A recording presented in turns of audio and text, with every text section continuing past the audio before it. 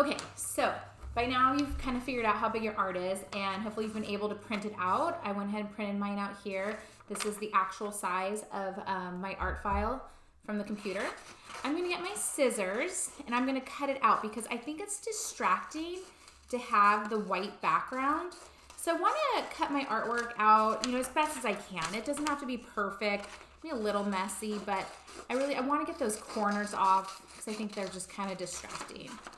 So I'm gonna cut it out. There we go. Cool. Okay, and then I'm just gonna go ahead and place it on my shirt. And I'm just gonna decide, do I like it? Yes or no?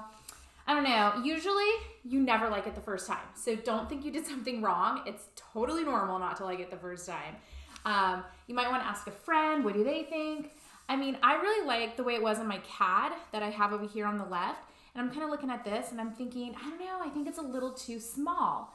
So here's where we can start talking in percentages. So you might want to say, hey, let's try 10% bigger, like not a lot, or gosh, let's make it quite a bit bigger. Why don't you jump to 25% bigger and whatnot? So I think for me, I just want a little bit bigger. So I'm going to go ahead and make it 10% bigger. So I'm going to go to the computer, I'm going to go to transform, and I'm going to change it to be 10% bigger. Okay, and then I'm gonna print that out and come and test it.